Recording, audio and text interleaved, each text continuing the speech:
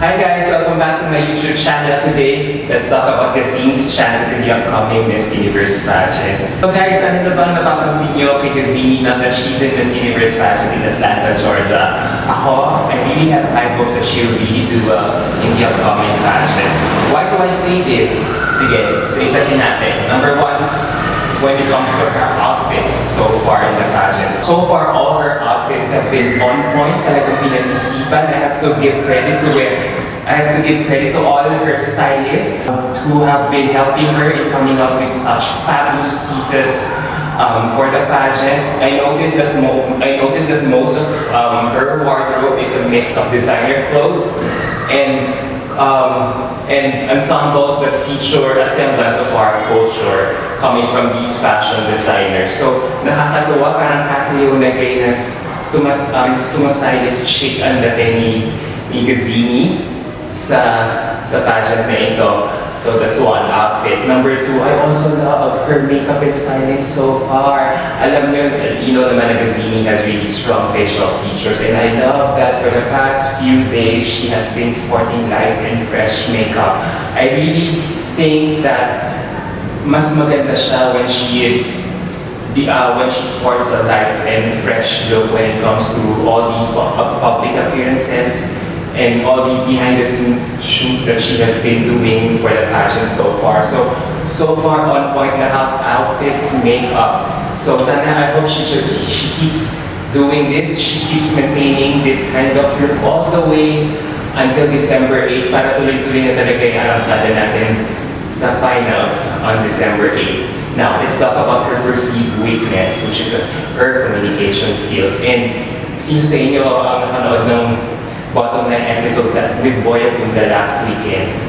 Ako talaga, I am so honored and privileged to be part of this year's Q&A workshop of this show for Gazini Ganados. When I was invited to be part of, to guest on this show, I really did not hesitate to say yes because I know this will be an opportunity for me to help Gazini address her flaws and other weaknesses when it comes to this department. So, ano masasabi ko, overall assessment ko doon sa guesting ni Gazini sa Bottomline?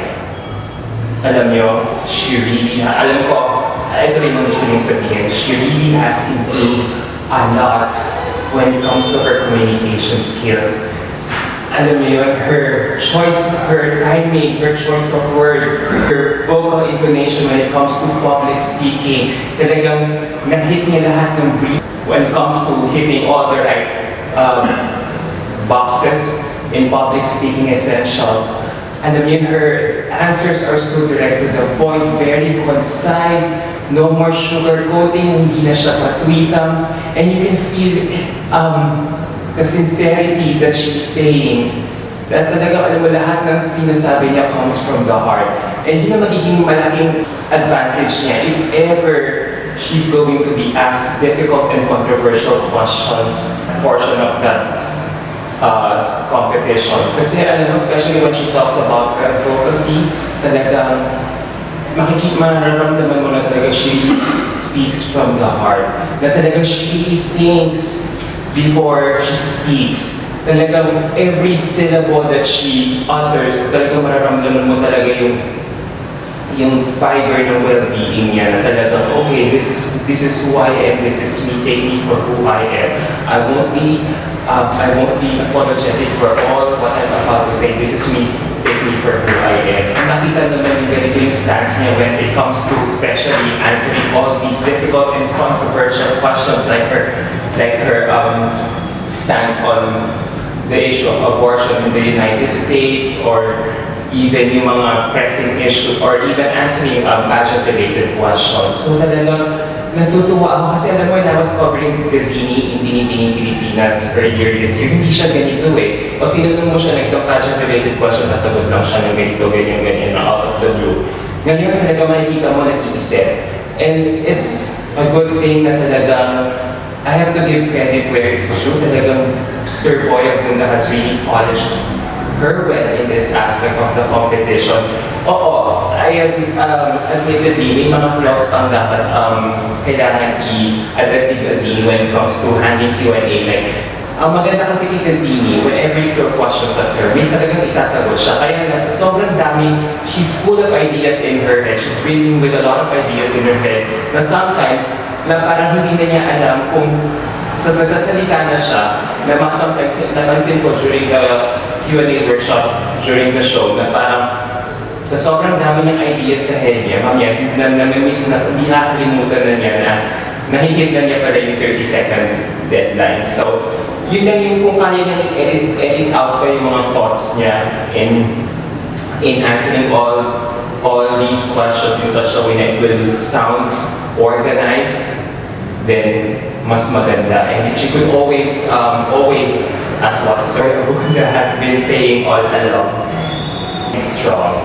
diba? Always and strong, para to get the judges, to get the huge judges impact during the finals. So, ako natutuwa talaga ako so far na parang wow, I've never seen, kasi you know, for the longest time, I admit, I've been underestimating Gazini when it comes to Q&A, na parang that, for me, is her biggest Achilles heel when it comes to participating in this kind of competition. But last Saturday night proved me wrong. Gazini proved me wrong that, you know, she can now hurdle the Q&A with a big bang. Alam mo yun, ganun na ako confident sa chances niya about a back-to-back finish for the upcoming pageant.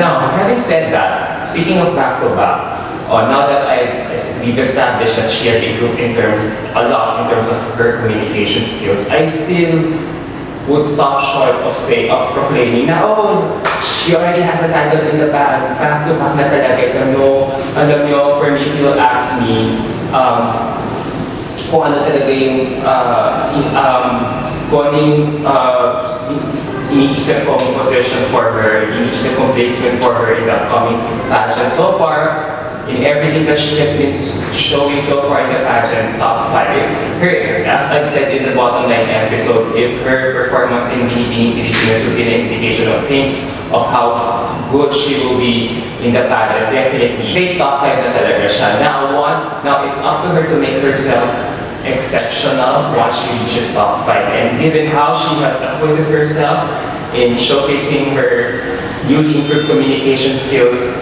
for that segment of the competition, so I think she can get past to top 5. So top 5, a little less easy. Top 3, manageable. Back-to-back, not impossible. So ganun na ang kay Gazini. Tsaka alam niyo, huwag natin masyadong stress si Gazini about for her to really do that, to get that back-to-back win for our country. Kasi alam niyo, I remember 10 years ago when Venezuela was able to achieve this rare feat for their country.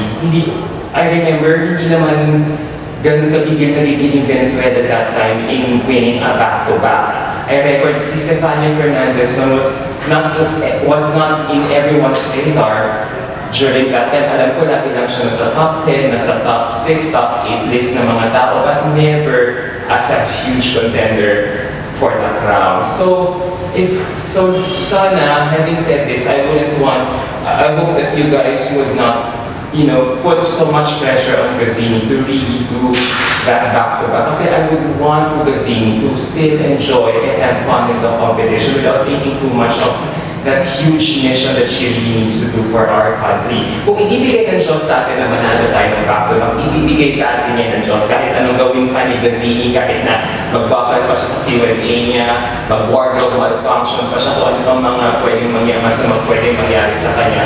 But for now, allow Gazini to enjoy the competition by showcasing more of herself and her personality. Huwag natin yung huwag natin i-pressure masyado yung bata. Allow her to enjoy the competition. So guys, what do you guys think about my assessment with Gazini so far? For now, it's really top 5. Pero knowing how given how she has acquitted herself during the bottom line episode last weekend, medyo tumataas na talaga yung probability na she could really go as far as top 3. So doon muna ako sa top 3 muna. Huwag muna kami sa back-to-back. Ayoko magpaka-stress sa back-to-back. Gusto ko gulatin tayo ni Gazini. Alam niyo naman na talagang interview portions are not Gazini's strongest suit. Pero when it comes to stage performance, ibibigay niya ni Gazini yan sa atin. Lalaban si Gazini sa stage. I reckon should give us a fabulous show during the finals night. Ibibigay niya yan sa atin. For sure, meron tayong mga ibang strategies because remember when we played the bottom line, she was due for another session with Sir Aboy Abunda to polish or to tweak all these little things itong mga little things or little side issues she still has to work on when it comes to improving her communication skills in the Q&A segment of the competition. I figured na gawa rin naman siguro before umalis si Gazini nakapag-meet up siya Sir Boy Abunda about it because during the episode sinabi ni Sir Boy na talaga there are some areas in Gazini's Q&A skills that still needs to be improved. And I hope that na-address nila yun bago umalis si Gazini last November 28. So guys, yeah, lumalakas na yung chances ko sa back-to-back, but I will stop short of saying na talaga muna natin ng back-to-back because I will stop short in saying na kaya-kaya ni Gazini yung back-to-back because there are so many gorgeous ladies who are posing a huge threat in her quest to become our country's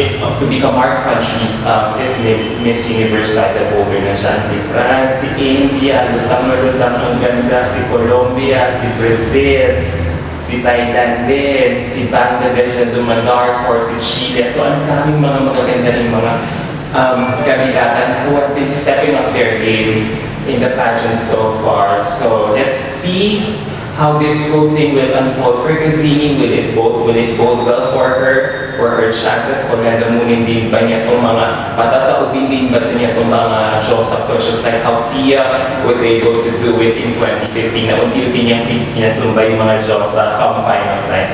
Okay guys, until my next video, don't forget to subscribe on my YouTube channel. Okay, see you around guys. Bye!